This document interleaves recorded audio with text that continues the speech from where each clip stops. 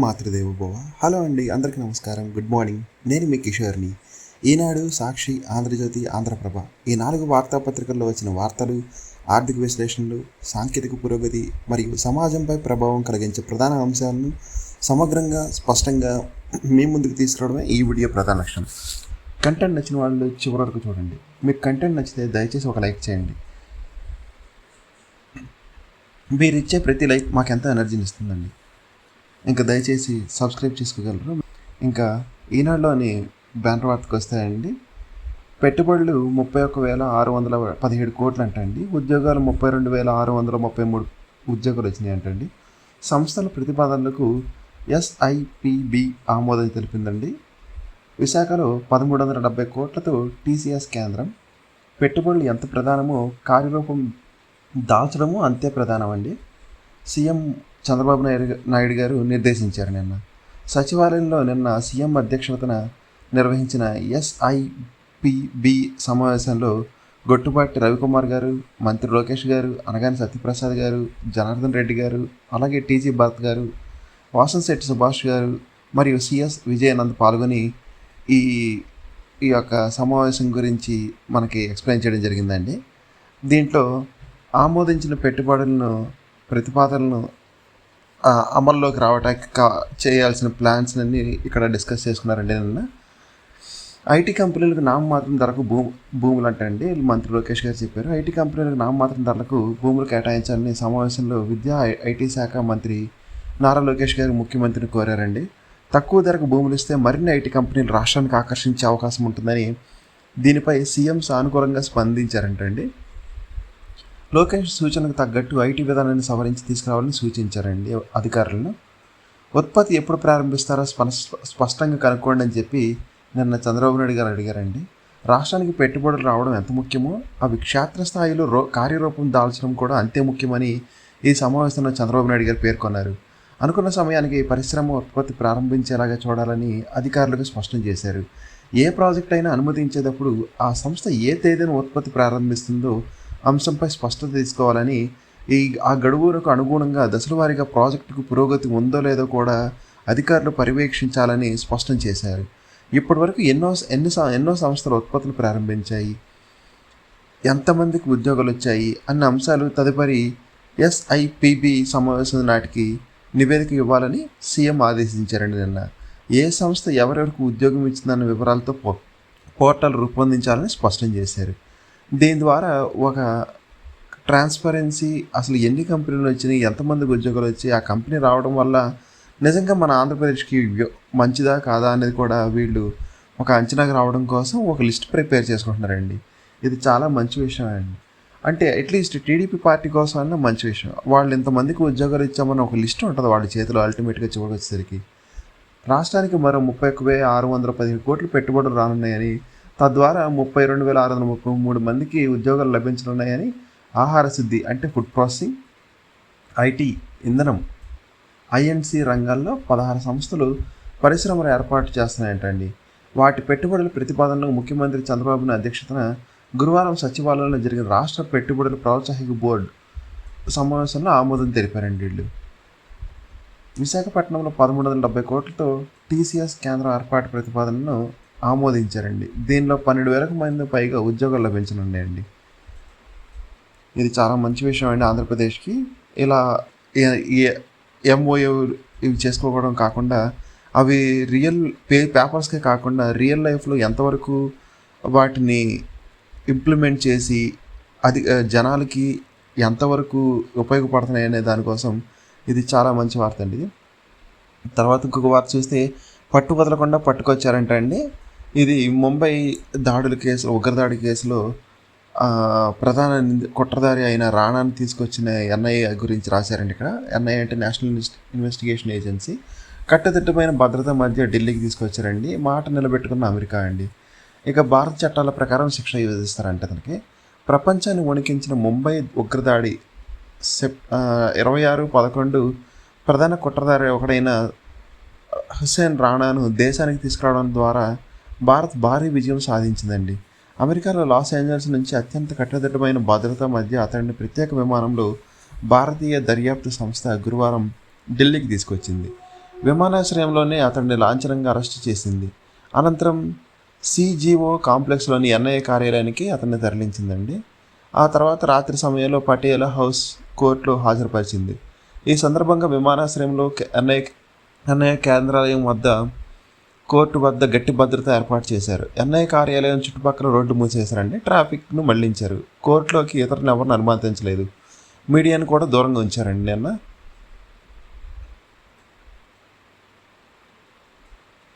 తర్వాత ఇంకొక వార్త చూస్తే, నేడు ఒంటిమిట్ట కోదండరాముడి కళ్యాణోత్సవం అంటండి. ఈరోజు కళ్యాణోత్సవం చేస్తారండి. ఒంటిమిట్టలో స్వామివారికి పట్టు వస్త్రాలు సమర్పించిన చంద్రబాబు నాయుడు గారండి.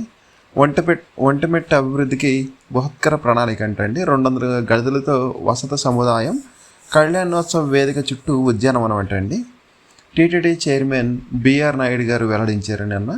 తర్వాత ఉసిగొలిపి వీరంగం పట్టుకుని అరాచకం అని ఇంకొక వార్త రాశారండి. జగన్ రామగిరి పర్యటన హెలికాప్టర్ ఘటనపై అనుమానాలు, పోలీసులపై దాడి ఘటనలో మాజీ ఎమ్మెల్యే ప్రకాష్ రెడ్డిపై కేసు అంటండి. ఈ ప్రకాష్ రెడ్డి గారి మీద కేసు బుక్ చేశారండి నిన్న పోలీసులు. తర్వాత సచివాలయ ఉద్యోగుల హితబద్ధీకరణలో తొలి అడుగు అంటండి. జనరల్ స్పెసిఫిక్ ఫంక్షనరీలుగా విభజన, సచివాలయ వారీగా జనరల్ పర్పస్ ఫంక్షనరీలు కేటాయింపులు, ఉత్తర్వులు జారీ చేసిన ప్రభుత్వం అంటండి. తర్వాత గత ఏడాది పెండింగ్ బిల్లులన్నీ వెనక్కి, మళ్ళీ కొత్త బడ్జెట్ ఆధారంగానే చెల్లింపులంట. క్షుణ్ణంగా పరిశీలించాకే బిల్లులు క్లియరెన్స్ ఇస్తారంటండి. మార్గదర్శకాలు ఇచ్చిన ఆర్థిక శాఖ. ఇంకొక వార్త చూస్తే అండి, పరిశ్రమలైన పెట్టండి లేదంటే భూములైన వెనక్కి ఇచ్చేయండి అని చెప్పి ఏపీఐఏసీ నిన్న పారిశ్రామికవేత్తలకు నోటీసులు పంపించిందండి. ఎవరైతే పరిశ్రమలు స్టార్ట్ చేయకుండా భూములు వాళ్ళ దగ్గర పెట్టుకున్నారో వాళ్ళకి నిన్న ఏపీఐఏసీ నోటీసులు పంపించారండి. ఇప్పటికే కొన్ని జిల్లాల్లో జాబితాలు తయారు చేసిన వాటికి మాత్రం పంపించారు. కోర్టు వివాదాల పరిష్కారాలకి ప్రత్యేక బృందం ఏర్పాటు చేశారండి. విజయనగరం జిల్లాలోని బొబ్బిలిలో 80 ఎకరాల ఇంటిగ్రేటెడ్ మినీ స్టీల్ ప్లాంట్ ఏర్పాటుకు ఏపీఐఏసీ 2007లో ప్రొవిజనల్ అలాట్మెంట్ చేశారండి. సంస్థ ఇచ్చిన డిపిఆర్ ప్రకారం 2 ఏళ్లలో ప్లాంట్ ఏర్పాటు చేయాలి, కానీ చేయలేదు. ఇప్పటికే పలుమార్లు గడువు పొడిగించామని, నిబంధనలు అతిక్రమించిన కారణంగా భూములు వెనక్కిచ్చేయాలని కంపెనీకి ఏపీఐఏసీ ఇటీవలకు నోటీసులు పంపించింది. దానిపై కంపెనీ యాజమాన్యం కోర్టును ఆశ్రయించిందిగా తీర్పు వ్యతిరేకత వచ్చిందండి. ఒప్పందం మేరకు వ్యవధిలోనే పరిశ్రమలు పెట్టనున్న భూములు వెనక్కి తీసుకోవాలని ఏపీఐఏసీ ఆదేశిస్తూ ఈ నెల 4న హైకోర్టు తీర్పులు ఇచ్చిందండి. ఇలా ఎవరైతే పరిశ్రమలు పెట్టకుండా భూములు వాళ్ళ దగ్గర ఉంచుకున్నారో వాళ్ళకి వెంటనే వెనక్కి ఇచ్చేయాలని చెప్పి ఏపీఐఏసీ కోరడం జరుగుతుందండి. నోటీసులు పంపిస్తున్నారు. తర్వాత పన్ను ఆదాయం ప్రజల అవసరాలకే అని ఇంకొక వార్త చూడొచ్చండి. అత్యవసర వ్యవహారాలకు వెచ్చించొద్దు, అంటే అనవసరపు వ్యవహారాలకు వెచ్చించొద్దు. నిధుల వ్యయంపై కమిషనర్లకు పూర్తి స్వేచ్ఛ ఉంది. పురపాలక శాఖ మంత్రి నారాయణ గారు నిన్న జరిగిన వర్క్షాప్లో మాట్లాడారండి. పట్టణ స్థానిక సంస్థలకు పన్నుల ద్వారా వచ్చే ఆదాయాన్ని అక్కడ ప్రజలకు అవసరాలకు ఖర్చు చేసేలాగా త్వరలో ఉత్తర్వులు వెల్లడున్నాయని పురపాలక పట్టణాభివృద్ధి శాఖ మంత్రి నారాయణ వెల్లడించారండి. సమగ్ర ఆర్థిక నిర్వహణ వ్యవస్థతో సంబంధం లేకుండా నిధుల వ్యయంపై కమిషనర్లకు పూర్తి స్వేచ్ఛనిస్తూ ప్రభుత్వం నిర్ణయం తీసుకుందండి అని ఆయన వివరించారు. విజయవాడలో జరిగిన రాష్ట్ర స్థాయి నగర పురపాలక సంస్థలు, నగర పంచాయతీ కమిషనర్ సదస్సులో మంత్రి గారు ప్రసంగించారు. నగరాలు, పట్టణాలు పారిశుద్ధ్య, తాగునీరు, వీధి దీపాలు, రహదారులకు తొలి ప్రాధాన్యం ఇవ్వాలని, పన్నుల ఆదాయంతో అనవసరపు భవన నిర్మాణాలను చేపట్టద్దని నిన్న ఆయన సభలో చెప్పారండి, వర్క్షాప్లో. తర్వాత ఇంకొక వార్త చూస్తే, చైనాపై భారం 145% అని ఇంకొక వార్త వేశారండి. భారత్కు జూలై 9 దాకా మినహాయింపు ఇచ్చారండి. సుంకాలపై అమెరికా స్పష్టీకరణ, మళ్లీ కుప్పకూలిన మార్కెట్లు, చర్చలకు సిద్ధమే కానీ బెదిరింపులు, ఒత్తిళ్లు కుదరవన్న డ్రాగన్, ఒప్పందానికి ఎదురు చూస్తున్నామన్న ట్రంప్, 90 రోజులు విరామం ఇచ్చిన EU అంటండి. ఈ ట్రంప్ గారు కావాలనే మార్కెట్లు పడేయడానికి ప్రయత్నిస్తున్నారండి. ఇది ఎలాగైనా వదిలించుకోవాలండి మిగతా వాళ్ళంతా కలిసి.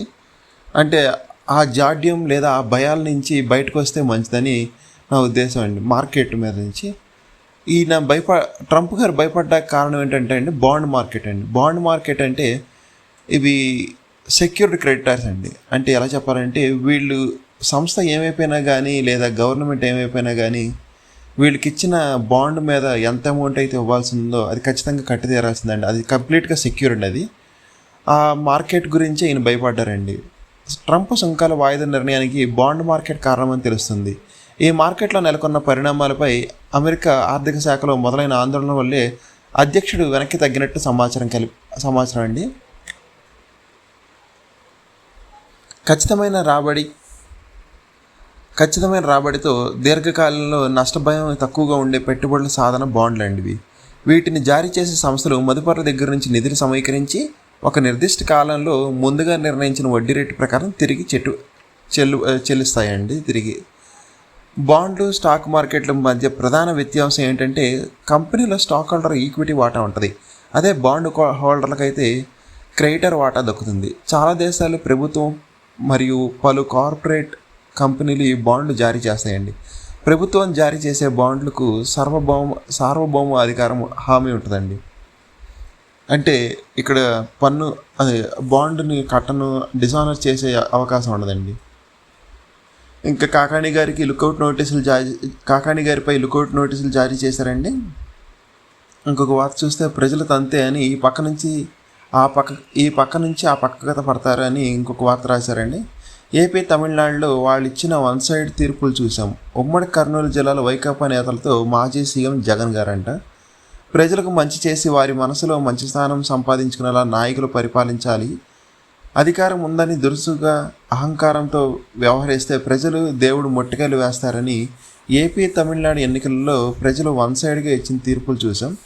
ప్రజలు ఆ పక్కన తింటే ఈ పక్కన పడతారని, అందువల్లే చంద్రబాబు మనల్ని భయపెట్టే ప్రయత్నాలు చేస్తున్నారని అన్నారండి. మనమంతా ఐక్యంగా ఉండాలి అని వైకాపా అధ్యక్షుడు మాజీ సీఎం జగన్ ఆ పార్టీ నేతలతో అన్నారండి.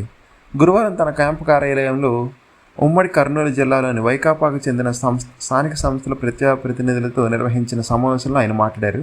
ముఖ్యమంత్రి హోదాగా వ్యవహరించాలి, కానీ చంద్రబాబు హోదాగా వ్యవహరించకుండా అధికారంలో ఉన్నాం కాబట్టి అన్ని పదవులు తమకి కావాలన్నట్టు సంఖ్యాబలం లేకపోయినా ఇటీవల స్థానిక సంస్థల ఉప ఎన్నికల్లో ప్రలోభాలకు దిగారంటండి.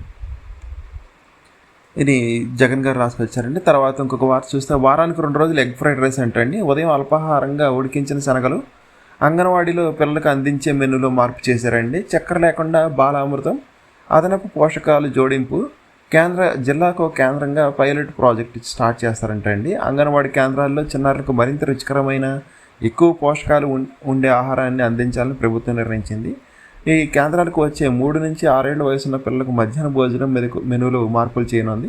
వారంలో 2 రోజులు మధ్యాహ్నం వేళ ఎగ్ ఫ్రైడ్ రైస్, అదే రోజు ఉదయం అల్పాహారంగా ఉడికించిన శనగలు అందించనున్నారు. అన్ని కూరలు పప్పుల్లో మునగ పొడిని వినియోగించనున్నారంటండి. అలాగే బాలామృతంలోని చక్కెర స్థాయిని తగ్గించి మార్పులు చేసింది. దీన్ని అధికారులు పైలట్ ప్రాజెక్ట్ కింద విశాఖ, ఏలూరు, ఒంగోలు, కర్నూలు జిల్లాలోని పరిధిలో ఒక్కొక్క అంగన్వాడీ కేంద్రాలు నెలపాటు అమలు చేయనున్నారు. తర్వాత మార్పులపై అక్కడ తల్లిదండ్రుల అభిప్రాయాలు తెలుసుకుని వాటి ఆధారంగా మరిన్ని మార్పులు చేసి 10 రోజుల్లో 26 జిల్లాలో ఒక్కొక్క అంగన్వాడీ కేంద్రంలో పైలట్ ప్రాజెక్టు అమలు చేస్తారంటండి. తర్వాత ఇంకొక ఇంపార్టెంట్ వార్త చూస్తే అండి, వైఎస్ భారతిపై అసభ్య వ్యాఖ్యలు చేసిన చేబ్రోలు క్రిమినల్ని అరెస్ట్ చేశారండి. నిన్న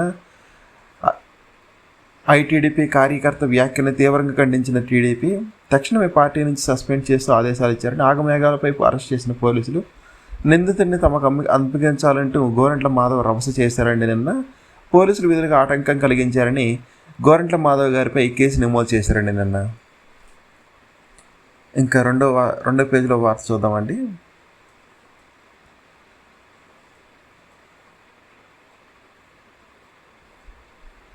వంశీకి బెయిల్పై విచారణకు 16కు వాయిదా అంటండి. ఈయన వంశీ గారి బెయిల్ గురించి 16వ తారీఖు మూవ్ అయిందండి. ఇది తర్వాత ఒడిదుడుకుల్లో కాపాడిన యనమల అనుభవం అని చెప్పి 11 సార్లు అసెంబ్లీ బడ్జెట్ ప్రవేశపెట్టిన ఘనత ఆయనదే. యనమల 42 ఏళ్ల రాజకీయ ప్రస్తావన పుస్తకావిష్కరణలో సీఎం స్పీకర్ అయ్యన్న పాత్రుడు అంటండి. నిన్న యనమల గారి పుస్తకావిష్కరణలో పలువురు పాల్గొన్నారండి. తర్వాత సీనరీస్ గుత్తేదారులకు 190 కోట్లకు మాఫీ కుదరదు, 3 నెలల గడువు తీసుకున్నా కానీ ఇబ్బంది లేదు, బకాయిలు మాత్రం చెల్లించాల్సిందే అని ఆర్థిక శాఖ వెల్లడించిందండి. రాష్ట్రంలోని 7 ఉమ్మడి జిల్లాలకు చెందిన సీనరేస్ వసూళ్ల గుత్తేదారులు ప్రభుత్వానికి చెల్లించాల్సిన 190 కోట్ల బకాయిలు మాఫీ సాధ్యం కాదని, వారు సొమ్ము చెల్లించాల్సిందని ఆర్థిక శాఖ స్పష్టం చేసిందండి నిన్న.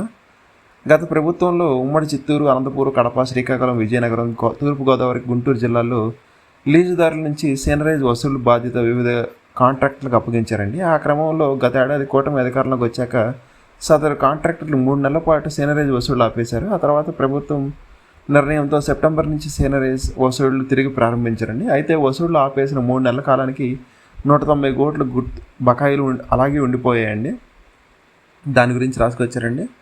తర్వాత పోలీస్ స్టేషన్లో వైకాపా నాయకులు రగడ అని మహిళా సర్పంచ్పై దూషణల పర్వం, ఎస్ఐ కొట్టడంతో ఆసుపత్రిలో చేరిన వైకాపా నాయకులు అంటండి. ఇది పోలీస్ స్టేషన్లోనే ప్రకాశం జిల్లా తాళ్ళూరు బుధవారం రాత్రి జరిగిన ఘటన అండి. ఇది విశాఖ నుంచి కీలక విమాన సర్వీసులు రద్దు చేశారంట. బుకింగ్స్ నిలిచిపోవడంతో ప్రయాణికుల ఆందోళన, కేంద్ర మంత్రి దృష్టి సారించాలని విజ్ఞప్తి అంటండి. తర్వాత మాజీ మంత్రి కారుమూరిపై కేసు అంటండి. గుంటూరు జిల్లాలో నగరపాలెంలో ఒకటి, ఏలూరులో మరొకటి అభ్యంతరకరమైన వ్యాఖ్యలు చేశారంటూ టీడీపీ నేతలు ఫిర్యాదు చేశారండి.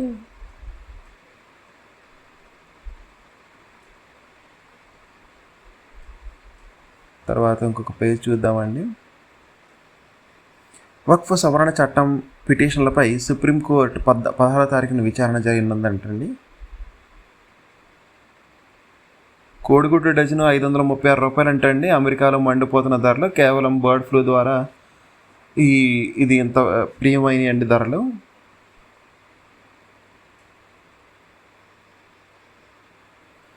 తర్వాత హెడ్లీని తీసుకురావడం అసాధ్యమని ఇంకొక వార్త రాశారండి. భారత్కు అప్పగించరాదంటే అమెరికాతో అతడికి ఒప్పందం.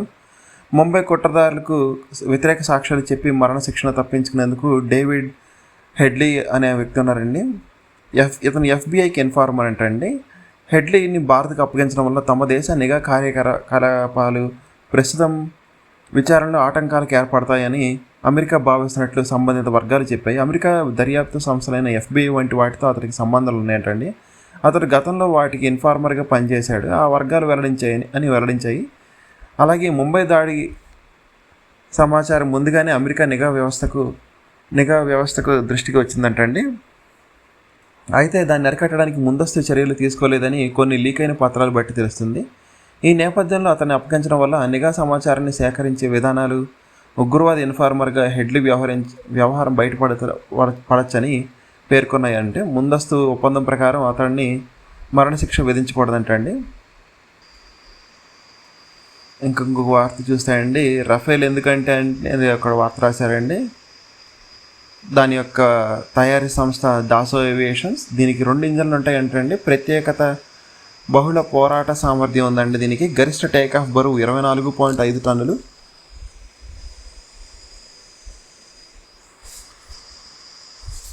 గరిష్ట వేగం గంటకు 2200 కిలోమీటర్లు అంటండి. పోరాట పరిధి 1000 నాటికల్ మైల్స్. చేరగలిగే గరిష్ట ఎత్తు 50,000 అడుగులు అంటండి. ఇది దీని యొక్క సామర్థ్యం అండి, ఈ రఫేల్ సామర్థ్యం. ఇప్పటికే 36 రఫేల్ యుద్ధ విమానాలు ఉన్నాయి. నౌకదళ రఫేల్ మొగ్గడానికి ఆ అంశం ఎక్కువగా ప్రభావం చూపించిందండి. అంటే ఆల్రెడీ ఇక్కడ మన దగ్గర 36 రఫేల్ యుద్ధ విమానాలు ఉన్నాయండి. దాని ద్వారా ఈ టెక్నికల్గా మరియు ఆల్రెడీ ఎక్స్పీరియన్స్ ఉండటం వల్ల మళ్ళీ కూడా మనం రఫేల్ని ఎంచుకోవడం జరిగిందండి. అలా కాకుండా కొత్త వాటిని ఎంచుకుంటే మనం మళ్ళీ వాటి కోసం టెక్నికల్ ఇన్ఫర్మేషన్ తెలుసుకోవడం, తర్వాత వాటి మీద ప్రయోగాలు చేయాల్సి వస్తుంది. అంటే డ్రైవింగ్ ఎక్స్పీరియన్స్ మిగతా అన్నీ కూడా చేయాల్సి వస్తాయండి. సో ఇటువంటివి అన్నీ లేకుండా ఆల్రెడీ ఎక్స్పీరియన్స్ ఉండటం వల్ల, దాని టెక్నికల్ ఇన్ఫర్మేషన్ తెలిసి ఉండటం వల్ల ఉన్నదాన్ని మనం తీసుకోవడం జరిగిందండి. ఇంకా సాక్షిలో చూద్దామండి ఒకసారి. సాక్షిలో హైకోర్టు లెక్కలేదా అని, ఇది ధిక్కారమే అని ఒక బ్యానర్ వార్త రాశారండి. మా అధికారాన్ని సవాలు చేస్తున్నారు, పరిధులు దాటి వ్యవహరిస్తున్నారని పోలీసులపై నిప్పులు చెలరేగిన హైకోర్టు అంటండి. సెక్షన్ 111ని ఎప్పుడు పెట్టాలో స్పష్టంగా చెప్పాం, అయినా కూడా ఎడాపెడాగా ఈ సెక్షన్ కింద కేసులు పెట్టేస్తున్నారు. ఎప్పుడో నమోదు చేసిన కేసులు ఇప్పుడు అదనపు సెక్షన్లు పెడతారా? మా ఆదేశాలు ఉన్నా కూడా అదనపు సెక్షన్లు ఎలా తయారు చేస్తారని సూళ్లూరుపేట ఇన్స్పెక్టర్ ఉద్దేశపూర్వకంగా ఇలాగే చేశారని చెప్పి హైకోర్టు వ్యాఖ్యానించిందని ఇక్కడ రాసుకొచ్చారండి. మేము దీన్ని తీవ్రంగా పరిగణిస్తున్నాం. ఇది హైకోర్టు ఇది కోర్టు ధిక్కారమే. చర్యలు ఎందుకు తీసుకోకూడదో స్వయంగా హాజరై చెప్పాలని చెప్పి రాశారండి ఇక్కడ. హైకోర్టు ఆదేశాలంటే పోలీసులు లెక్క లేకుండా పోయిందని సెక్షన్ 111ను ఎప్పుడు ఎలాంటి సందర్భాల్లో వాడాలో స్పష్టంగా చెప్పాం. అయినా ఉద్దేశపూర్వకంగా ఈ సెక్షన్ కింద కేసులు నమోదు చేయడం ఏంటండి నిన్న హైకోర్టు ప్రశ్నించిందండి. ఆ వార్త రాసుకొచ్చారు. తర్వాత ఇంకొక వార్త ఏంటంటే చర్యకు ప్రతిచర్య అని అధికార దాహంకారంతో ప్రవర్తిస్తే ప్రజలు దేవుడు ఖచ్చితంగా మొట్టుకెళ్ళేస్తారని చెప్పి జగన్ గారు నిన్న చంద్రబాబు నాయుడు గారి గురించి హెచ్చరించారండి. అబద్ధ హామీలతో బాబు ప్రతి వర్గాన్ని మోసం చేశారు. విద్య, వైద్యం, వ్యవసాయం రంగాల్లో పూర్తిగా నిర్వీర్యం చేశారంటండి. సూపర్ 6 ఎగ్గొట్టేందుకు సాకులు వెతుకుతున్నారంట. ప్రశ్నించే స్వరం ఉండకూడదని భయానక వాతావరణం సృష్టిస్తున్నారని నిన్న స్థానిక సంస్థల మీటింగ్లో ఆయన అన్నారండి. ప్రతి కార్యకర్తకు జగన్ 2.0 ఎలా ఉంటుందో చూపిస్తారంట అండి. ప్రతి కార్యకర్తకు న్యాయం జరుగుతుందని కర్నూలు, నంద్యాల జిల్లాలో పార్టీ స్థానిక సంస్థల ప్రజాప్రతినిధులు, ముఖ్య నాయకులతో నిన్న జగన్ గారు భేటీ అయ్యారండి. దాని గురించి చెప్పారు. తర్వాత ఇంకొక వార్త చూస్తే 2-3 రోజుల్లో ఇంటర్ ఫలితాలు అని ఒక వార్త రాశారండి ఇక్కడ. ఈ నెల 3 నాటికి మూల్యాంకనం పూర్తవడంతో హాల్ టికెట్ల నెంబర్ ఆధారంగా మార్కుల నమోదు ప్రక్రియ చేపట్టారంటండి. 2-3 రోజుల్లో ఫలితాలు వెల్లడించే అవకాశం ఉందని చెప్పి రాసుకొచ్చారండి ఇక్కడ. తర్వాత పత్రికా స్వేచ్ఛకు సంఖ్యలు అని చెప్పి ఇంకొక వార్త రాశారండి ఇక్కడ. సాక్షి ఎడిటర్ ఆర్ ధనంజయ రెడ్డిపై కేసు నమోదంట. రాష్ట్రంలో అరాచకాలు ప్రశ్నిస్తున్నందుకు కక్ష కట్టిన ప్రభుత్వం వైఎస్ఆర్సీపీ కార్యకర్తను హత్య చేసిన టీడీపీ గుండాలు వాస్తవాన్ని వెలుగులోకి తెచ్చినందుకు అక్రమ కేసు. హత్య కేసును పక్కదారి పెట్టించేందుకే కుట్రంటండి. ప్రాంతానికి రకంగా వార్తలు రాసిచ్చింది పచ్చపత్రికలని ఇక్కడ సాక్షి రాశారండి. ఇది టీడీపీ చేసిన హత్య అని ఈ నెల 3వ తేదీన పెన్షన్ కోసం వస్తుండగా నా భర్త కిడ్నాప్ చేసి ఆపై హత్య చేశారంటూ వాళ్ళ భార్య చెప్పినట్టు రాశారండి. దోషులంతా టీడీపీ వర్గీయులే అంట. మాజీ ఎమ్మెల్యే పిన్నెల అనుచరుడైనందుకే ఈ దారుణం జరిగిందని వాళ్ళ భార్య అన్నట్టు రాశారండి సాక్షిలో. టీడీపీ గెలిచిన వెంటనే మాపై దాడి చేశారు. భయంతో పోలీస్ స్టేషన్కి వెళ్ళి రక్షణ కోరాం. వైఎస్ఆర్సీపీలో ఉన్న మీకు రక్షణ ఎలా కల్పిస్తామన్నారు. దిక్కుతోచకే తెలంగాణ వెళ్ళాం. మృతుడు హరిశ్చంద్ర భార్య నిర్మల కన్నీటి పర్యంతం అంటండి. తర్వాత ఇంకొక వార్త చూస్తే అండి 17న జేఈ ఫలితాలని చెప్పి ఒక వార్త రాశారు. ఒప్పందం చేసుకున్న పరిశ్రమల ఉత్పత్తి మొదలు పెట్టాలని ఐటీ కంపెనీలకు నామమాత్రం ధరకే భూ కేటాయింపులు జరగాలని చెప్పి ఇక్కడ ఇంకో వార్త రాశారండి. నిన్న జరిగిన ఎస్ఐపిబి భేటీలో చంద్రబాబు నాయుడు గారి గురించి రాశారండి. తర్వాత మాజీ ఎమ్మెల్యే తోపుదుర్తిపై కేసు నమోదు చేశారండి. వైఎస్ జగన్ పర్యటనలో హెలిప్యాడ్ వద్ద తోపులాటపై కానిస్టేబుల్ ఫిర్యాదుతో తోపుదుర్తి అతనిపై కేసు నమోదు చేశారండి నిన్న. తర్వాత ఇంకొక వార్త చూస్తే కూటమి కుట్రలతో ఐపీఎస్లు బెంబేరంట. కాకాని అక్రమ అరెస్టు కోసం నెల్లూరు జిల్లా ఎస్పీ కృష్ణకాంత్పై ఒత్తిడి. ఇంకా ఎందుకు అరెస్టు చేయడం లేదంటూ డీజీపీ గుప్తా ఆగ్రహం అంటండి. తీవ్ర ఒత్తిడితో అస్తవ్యస్తకు గురైన ఎస్పీ నివాసంలో మెట్లపై నుంచి కింద పడ్డ అధికారి. ఆయన బదిలీపై వేటుకు సిద్ధపడిన ప్రభుత్వం అంటండి. తర్వాత ఇంకొక వార్త చూస్తే పళ్ళు రాలుతాయని నియోజకవర్గ పర్యటనలో సహనం కోల్పుకొని టీడీపీ ఎమ్మెల్యే గంటా గారు అంటండి. తమ ప్రాంతానికి మౌలిక సదుపాయాలు లేవంటూ మహిళా నిలదీత. చేసేది లేక శానిటరీ ఇన్స్పెక్టర్పై చిందులు వేశారంటండి. నిన్న శానిటరీ ఇన్స్పెక్టర్ రవిపై చిందులు ఆగ్రహం వ్యక్తం చేస్తున్న ఎమ్మెల్యే గంటా గారు అంటండి. తర్వాత చదువు కోసమే వచ్చారా అని ఇంకొక వార్త రాశారండి. భారతీయ విద్యార్థులపై అమెరికాలో నిరంతరం నిఘా జరుగుతుందంటండి. చదువుతున్నారా, పార్ట్ టైం ఉద్యోగం చేస్తున్నారా అని ఏఏ సహాయంతో ఆరా చేస్తున్నారంటండి. దయచేసి మన వాళ్ళు ఎవరైనా ఉంటే ఈ వార్త చూస్తుంటే వాళ్ళు జాగ్రత్తగా ఉండండి. మీరు ఏ చిన్న పని చేస్తున్నా కానీ అక్కడ మీరు ఇబ్బందులకు గురయ్యే అవకాశం ఉందండి. ధ్రువపత్రాలు, బ్యాంక్ బ్యాలెన్స్ వివరణ సేకరణ కేంద్ర ప్రభుత్వాన్ని అప్రమత్తం చేసిన భారత ఎంబసీ అంటండి. కన్సల్టెన్సీలు సమాచారం ఇవ్వాలని రాష్ట్రాలకు కేంద్రం ఆదేశించిందంటండి. అమెరికాలో అత్యధిక భారతీయులున్న యూనివర్సిటీ న్యూయార్క్ యూనివర్సిటీ అంటండి. కొంచెం అక్కడ ఉన్న మన స్టూడెంట్స్ అందరూ జాగ్రత్తగా ఉండండి. తర్వాత 2వ పేజీలో చూద్దామండి త్వరగా. చర్యకు ప్రతిచర్య అని ఫస్ట్ పేజ్ కంటిన్యూషన్ రాసుకొచ్చారండి. తర్వాత పత్రికా స్వేచ్ఛక సంఖ్యలని ఫస్ట్ పేజ్ కంటిన్యూషన్ రాశారండి. హరిశ్చంద్ర హత్య గురించి ఈ ఇష్యూ ఏంటంటే తెలంగాణలో ఒక విధంగా రాసుకొచ్చారు, తెలంగాణ ఎడిషన్లో ఒక విధంగా రాసుకొచ్చారు, అలాగే ఆంధ్రప్రదేశ్ ఎడిషన్లో ఒక విధంగా రాసుకొచ్చారు. తెలంగాణలోనేమో నార్మల్ హత్యలాగా రాసుకొచ్చారండి, ఆంధ్రప్రదేశ్కి వచ్చేసరికి టీడీపీ వాళ్ళు చేస్తున్నారని చెప్పి రాశారు. ఇక్కడ ఇలా 2 విధాలుగా రాసినందుకు నిన్న టీడీపీ వాళ్ళు డీజీపీ గారికి నోటీస్ కంప్లైంట్ ఇచ్చారండి. ఆ కంప్లైంట్ బేస్ చేసుకుని ఈ ఎడిటర్ గారి మీద కేసు బుక్ చేశారండి. ఆ వార్త గురించి అండి ఇది. ప్రకటనలో ఆక్వా రైతులకు మేలు చేసేలా ఉండాలని చెప్పి ఎక్స్లో సీఎం చంద్రబాబుకు హితవు పలుకుతూ మాజీ సీఎం వైఎస్ జగన్ పోస్ట్ అంటండి. ఇది ముమ్మాటికి టీడీపీ హత్య అని చెప్పి హరిశ్చంద్ర కుటుంబం గురించి రాశారండి ఇక్కడ. ఇంకా ఆంధ్రజ్యోతిలో చూద్దామండి. ఆంధ్రజ్యోతిలో బ్యానర్ వార్త చూస్తే ఎంత ఎంత తేడా అని ఒక బ్యానర్ వార్త రాసుకొచ్చారండి. నాడు తిట్టిన దాడి చేసిన నజరానాలు నేడు సొంత పార్టీ వారైన గీత దాటితే వేట అని రాసుకొచ్చారండి. జగన్ కుటుంబంపై టీడీపీ కార్యకర్త అసభ్య వ్యాఖ్యలు, 24 గంటల్లోనే సస్పెండ్ చేసిన టీడీపీ అధిష్టానం, కిరణ్పై చర్యకు సర్కార్ ఆదేశం, వెంటనే అరెస్టు, సోషల్ సైకిల్ వదిలేది లేదని సంకేతం, అసభ్యకరమైన పోస్టులు పెడితే తొలి నుంచి ఉక్కుపాదమే అని రాసుకొచ్చారండి ఇక్కడ.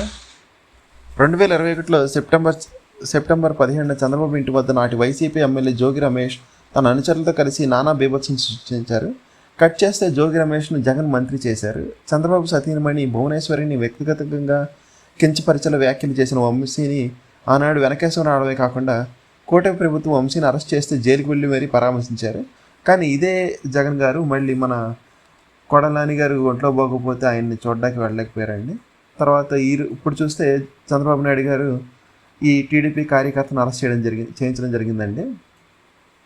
ఆయన గీత దాటారని కిరణ్ గారు వైఎస్ భారతిరెడ్డి గారి మీద అసభ్యకరమైన వ్యాఖ్యలు చేశారండి. అందుకోసం తర్వాత పోలీసులపై గోరంట్ల మాధవ్ దౌర్జన్యం అంటండి. వారిని అదుపులో చేబురోలు కిరణ్పై దాడి యత్నం, అడ్డుకోబోయిన పోలీసులపై వీరంగం, వాహనాన్ని వెంబడించిన మాజీ ఎంపీ, ఎస్పీ కార్యాలయం వద్ద హల్చల్, అరెస్ట్ చేసిన గుంటూరు పోలీసులు అంటండి. తర్వాత ఇంకొక వార్త చూస్తే అండి, పరిశ్రమ ఫలించాలని చెప్పి ఇంకొక వార్త రాశారండి. ఒప్పందాలు క్షేత్రస్థాయిలో అమలు కావాలని, ఉత్పత్తి ఎప్పుడు ప్రారంభిస్తారో కనుక్కోవాలని ముందుగానే ఇప్పుడు దాకా జరిగిన ఒప్పందాలకు పురోగతి ఏంటో కూడా కనుక్కోవాలన్నారండి. ఎంతమందికి ఉద్యోగాలు వచ్చాయనేది ఒక పోర్టల్ క్రియేట్ చేసి ఆ పోర్టల్లో వివరాలు తెలపాలని నిన్న ఎస్ఐపిబి మీటింగ్లో చంద్రబాబు ఆదేశించిన విషయం ఈనాడులో వార్త ఇక్కడ కూడా రాసుకొచ్చారండి. 10 ఏళ్లైనా ఇంకా కోలుకోలేదని విభజిత ఆంధ్ర రెవెన్యూ లోటు గ్రాంట్ కావాలని 16 ఆర్థిక సంఘాన్ని కోరన్న ఆంధ్రప్రదేశ్ అండి. బడ్జెట్ ఉన్నంత వరకే పనులు, బిల్లులు కూడా అంతవరకే చెల్లింపులని కొత్త మార్గదర్శకాలు క్రియేట్ చేసుకుంటున్నారండి. తర్వాత తోపుదుర్తిపై కేసు అని వైసీపీ శ్రేణులు రెచ్చగొట్టేలాగా హెలిప్యాడ్ వద్దకు తీసుకొచ్చారని తోపుదుర్తి గారిపై కేసు పెట్టారండి. అక్కడ పోలీసులతో దురుసు ప్రవర్తన జరిగిందంట. జగన్ పర్యటనలో గాయపడ్డ కానిస్టేబుల్ ఫిర్యాదు చేశారంటండి. రామగిరి పోలీస్ స్టేషన్లో కేసు నమోదు జరిగింది. తర్వాత ఇంకొక వార్త చూస్తే వేసవ తర్వాత వస్తానే సార్ అని ఇంటర్ ఫస్ట్ ఇయర్ స్టూడెంట్స్ మార్పుపై మిశ్రమ స్పందన జరిగిందంటండి. జూన్ 1కి బదులు ఈసారి ఏప్రిల్ 1నే ప్రారంభించారు. తరగతులకు వచ్చేందుకు విద్యార్థులు ఇంట్రెస్ట్గా లేరంటండి. ఈ రోజుకు 30% మంది హాజరవుతున్నారంటే, కొన్ని కాలేజీలు అయితే 10% మాత్రమే జరుగుతుందంట. 10th ఫలితాలు వచ్చాక ఇంటర్లో చేరే ఆలోచనలో ఉన్నారంటండి. సెకండ్ ఇయర్ విద్యార్థులు హాజరు కూడా తక్కువే జరుగుతుందంట. గ్రూప్ ఎంపికపై అస్పష్టత రాటిస్తున్న ఎండలే ఈ రెండింటికే మెయిన్ కారణాలు ఉంటాయండి. ఫస్ట్ ఇయర్ స్టూడెంట్స్ రావడం కోటాక్ కాలేజీలకి. తర్వాత విశాఖ విమానాశ్రయం వెలవెల అంట. ఎడాపెడా సర్వీసులకు మంగళం. ఏప్రిల్ 1 నుంచి విజయవాడకు విమానాన్ని నిలిపివేశారని ఇక్కడ రాసుకొచ్చారండి. మే 1 నుంచి మలేషియా, బ్యాంకాక్ సర్వీసులు బంద్ అంటండి. ఆర్థిక పారిశ్రామిక రాజధాని విశాఖకు పేరు. సర్వీసు పెంచాల్సింది పోయి తగ్గించడంపై అసంతృప్తి నెలకొందంటండి. ఆడుదాంలో కొట్లాట అంట. ఇంజనీరింగ్ అధికారి ఇంటి గుట్టరట్టు. ఆడుదాం ఆంధ్రాలో టెండర్ల కోట్లు కుమ్ముడంటండి. సన్నిహితురాలికే భూమి, 12 కోట్ల నగదు. గత ప్రభుత్వంలో శాప్ అధికారి అవినీతి లీలలు. చివరకు కుటుంబ సభ్యులకు తేలడంతో రచ్చ. ఆస్తి వెనక్కి ఇవ్వాలని సదరు మహిళతో గొడవ. వ్యవహారం నందిగం పోలీస్ స్టేషన్కి వచ్చిందంటండి. కేసు నమోదు చేశారంటే అక్కడ. ఇంకొక వార్త చూస్తే అండి, ఇది ఒక ఇంపార్టెంట్ వార్త అండి. నర్సింగ్కు సెట్ అంటండి. నర్సింగ్ కోర్సులకు కూడా ఇకపై కామన్ ఎంట్రన్స్ టెస్ట్ ఉంటుందంటండి. జూన్లో పరీక్షలు పెట్టి జూలై నాటికి అడ్మిషన్లు తీసుకుంటారంటండి. ఇంకా వేసవి సెలవులోనూ బదిలీలు అంటండి. అంటే టీచర్లు ట్రాన్స్ఫర్లు మొత్తం కంప్లీట్గా సమ్మర్ సీజన్లో ఉంటుందంటండి. ఆన్లైన్లో రమ్మీలో 1.4 కోట్లు పోయాయంట. పురుగు మందు తాగి ఆ వ్యక్తి ఆత్మహత్య ప్రయత్నం చేశారంటండి. తర్వాత ఇంకొక ఇంపార్టెంట్ వర్డ్స్ చూస్తే అండి, మంత్రి కొల్లుకు ఓఎస్డీ తొలగింపు, గనుల శాఖపై తీవ్ర విమర్శల నేపథ్యంలో నిర్ణయం, నివేదిక తెప్పించుకోనున్న సీఎం చంద్రబాబు నాయుడు గారు ఓఎస్డీ రాజబాబును తప్పించాలని ఆదేశం, నియామకానికి ముందే ఆయనపై తీవ్ర ఆరోపణలు అయినప్పటికీ ఆయనే కావాలని పట్టుబట్టిన మంత్రి, వక్ఫ్లు ఎట్టవేలకు దిద్దుబాటు జరుగుతుందంటండి. భూముల లీజు నోటీసులు రద్దు చేశారంట. సీఎం ఆదేశాలతో సీఈఓపై వేటు పడనుందంటండి.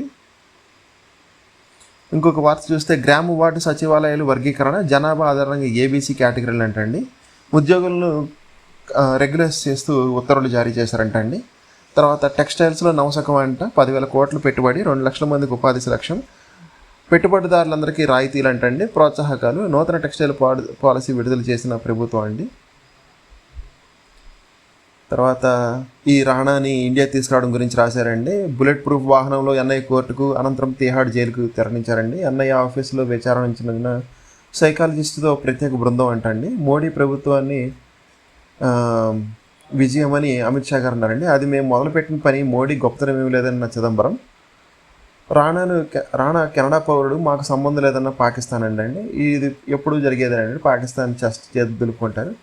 తర్వాత ట్రంప్ ఇన్సైడర్ ట్రేడింగ్ అని ఒక వార్త చూడొచ్చండి. ఇక్కడ కొనడానికి ఇదే సమయం అంటూ సుంకాల అమలుకు వాయిదాలు ముందే పోస్ట్ అంటండి. 3,570 కోట్ల మేర పెరిగిన ట్రంప్ సంపద, దీనిపై విచారణ జరిపించాలని డెమోక్రటిక్లు రిపబ్లిక్ డిమాండ్ చేశారండి. ట్రంప్ వాళ్ళు రిపబ్లికన్స్ అండి. బెదిరింపులకు లొంగం చర్చలకు సిద్ధమని చైనా నిన్న గట్టిగానే చెప్పిందండి ట్రంప్ గారికి.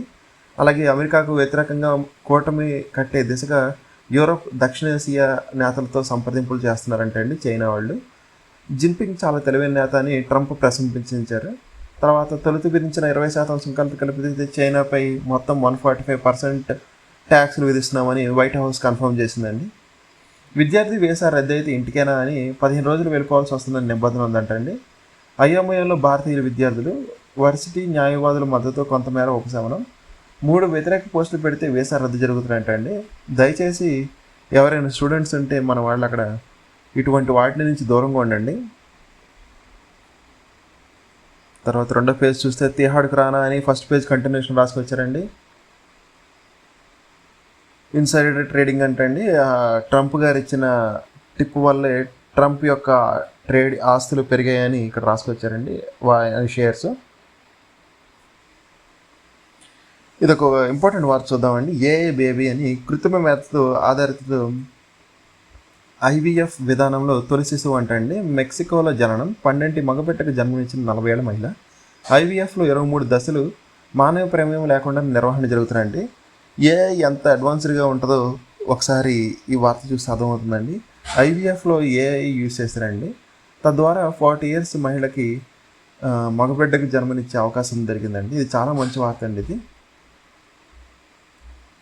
ఇంకా ఆంధ్రప్రభలోకి వస్తే అండి, ఇక ఆంధ్రప్రభలో బ్యానర్ వార్త చూద్దామండి. బాణుడు బగబగం అంటున్నాడు అంటే 38 ప్రాంతాల్లో 40 degrees పైగా ఉష్ణోగ్రతలు నమోదవుతున్నాయి.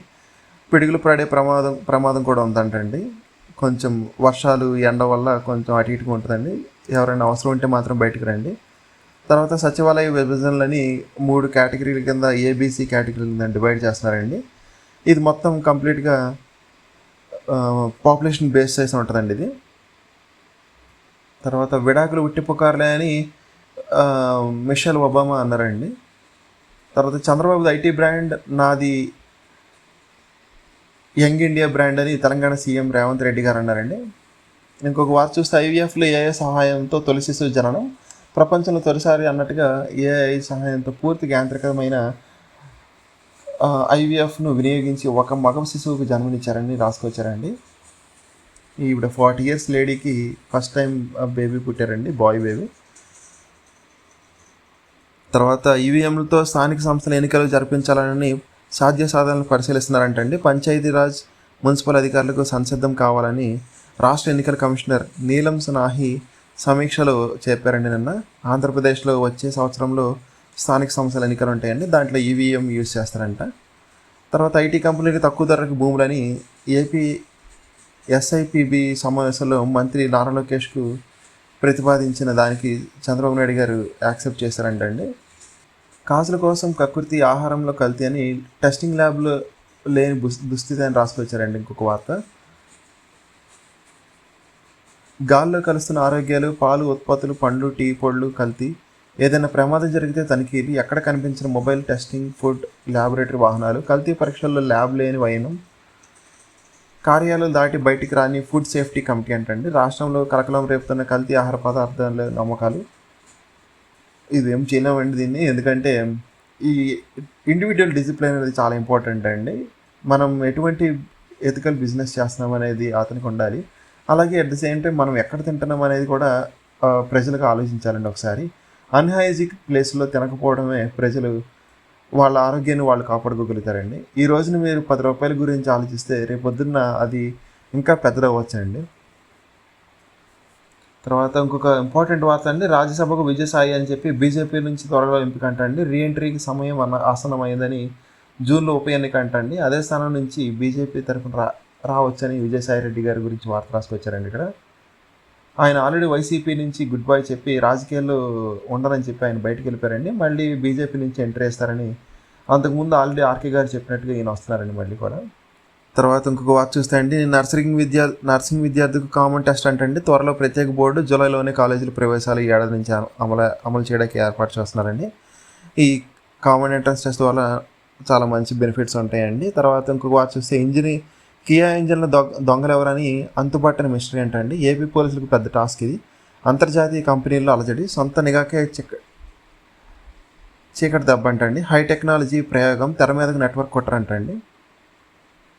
900 ఇంజన్లు, దాదాపు 45 కోట్ల పైనే వాల్యూ ఉంటాయండి ఇవి ఎవరు అనేది అంతుపట్టని మిస్టరీగా ఉందంటండి. తర్వాత టారిఫ్ ముసుగుల్లో ఇన్సైడ్ ట్రేడింగ్ జరుగుతుందని ఈయన టారిఫ్లు పెంచుతూ ఆయన కంపెనీ యొక్క షేర్స్, తర్వాత ఆయన యొక్క స్టాక్స్ అన్ని పెంచుకునే వివాదంలో ఉన్నారండి. ఈయన ఎప్పుడైతే పడిపోద్ది అని చెప్పినప్పుడు నెగిటివ్గా ఇన్ఫ్లేషన్ చేసినప్పుడు అమ్మేయటం, తర్వాత పాజిటివ్గా ఉంటుందని ముందు రోజే కొనడం, ఇలా చేస్తున్నారంటండి ట్రంప్ గారు. వివాదంలో అమెరికా అధ్యక్షుడు ట్రంప్పై సెనేటర్ల సంచలన అభియోగాలు, యూటర్న్కు ముందే వెనుక ప్రకటనలే నిదర్శనం అంటండి. ఇదొక భారీ కుంభకోణం అంట. ఇదండి ట్రంప్ గారు చేసే టారిఫ్లు ముసుగులో జరుగుతున్న ఇన్సైడ్ ట్రేడింగ్. తర్వాత ఇంకొక వార్త చూస్తే, వరదల సీజన్కు ముందే పోలవరం సర్వే అంటండి. ప్రైవేట్ ఏజెన్సీ ఆధ్వర్యంలో సంయుక్తంగా అధ్యయనం, ప్రాథమికంగా అంగీకరించిన పీపీఏ అంటండి. కేంద్ర జల సంఘానికి నివేదిక, అనుమతి రాగానే వరదలు వచ్చే లోపల సర్వే ప్రారంభించాలని BIS IIT గోపాలకృష్ణ కమిటీ నివేదించిందండి. మరోసారి సర్వే అవసరం లేదంటే ఏపీ అంటండి. తర్వాత వైఎస్ భారతీయపై అనుచిత వ్యాఖ్యలు చేసినందుకు ఐటీడీపీ కిరణ్ అరెస్ట్ చేశారండి. ఆ వార్త రాసుకొచ్చారు.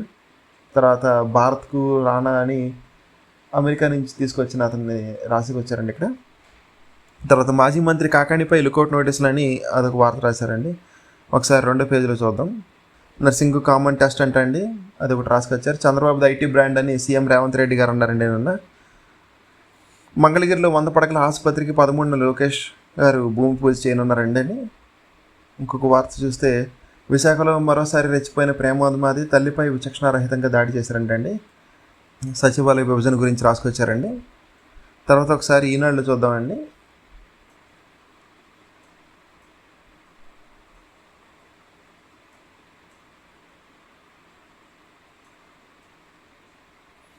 ఇక ఒకసారి ఈనాడు చూస్తే అండి, నోటిఫికేషన్లో ఒకసారి చూడండి. నోటిఫికేషన్ బోర్డులు, అప్రెంటిస్ బోర్డులు అండి ఇవి. పూణే DRDOలోని ఒక 50 పోస్టులకు దరఖాస్తులు ఆహ్వానిస్తున్నారండి. దయచేసి ఎవరైనా ఉంటే అప్లై చేసుకోండి. గ్రాడ్యుయేట్ డిప్లొమా దాంట్లో అప్రెంటిస్షిప్స్ అండి ఇవి. తర్వాత ఎగ్జిక్యూటివ్ ట్రైనింగ్ పోస్ట్ అంటే ముంబైలోని కేంద్ర ప్రభుత్వ రంగ సంస్థ న్యూక్లియర్ పవర్ కార్పొరేషన్ ఆఫ్ ఇండియాలో అండి ఇది. మొత్తం 400 దరఖాస్తులు, 400 పోస్టులు ఖాళీగా ఉన్నాయంటే ₹500 అంటే దరఖాస్తు రుసుము. ఏప్రిల్ 30 లోపల ఆన్లైన్లో దరఖాస్తు చేసుకోవాలంటండి. తర్వాత ఏపీ ఎడ్సెట్ అని వచ్చే సంవత్సరానికి ఆంధ్రప్రదేశ్లో BEd స్పెషల్ కోర్సుల్లో ప్రవేశానికి సంబంధించి AP educational common entrance test EdCET నిర్వహించనున్నారండి. దయచేసి ఎవరైనా ఇంట్రెస్ట్ ఉంటే, ఎడ్సెట్ BEd ఆస్పిరెంట్స్ ఉంటే గుంటూరులోని ఆచార్య నాగార్జున యూనివర్సిటీ నిర్వహిస్తున్న ఈ ఎడ్సెట్ ఎగ్జామ్లో పార్టిసిపేట్ చేయండి. ఫీజు ₹650 అంటండి. దరఖాస్తు ఈ నెల 14 అది ఈ సంవత్సరం 14వ తారీఖు అండి. ఈ నెల మే నెల 14వ తారీఖు అంటండి. తర్వాత ఎయిర్పోర్ట్ అథారిటీ ఆఫ్ ఇండియాలో 89 పోస్టులు అంటండి. ఇంటర్ డిప్లొమా ఉత్తీర్ణత అర్హులు అంటండి. కేంద్ర విద్యాలయాల్లో 1 నుంచి 12 తరగతి వరకు ప్రవేశాలు జరుగుతున్నాయి అంటండి. ఇవ్వండి ఈరోజు ఇంపార్టెంట్ వార్తలు. ఇక కంటెంట్ చివరి వరకు చూసిన వాళ్ళందరికీ థ్యాంక్ యూ సో మచ్ అండి. కంటెంట్ నచ్చితే కనుక మీరు దయచేసి ఒక లైక్ చేయగలరు, అలాగే సబ్స్క్రైబ్ చేసుకోండి అండి. కంటెంట్లో మరియు ప్రజెంటేషన్ ఏమైనా లోపాలంటే మాత్రం కామెంట్ చేయడం మర్చిపోకండి. జై హింద్.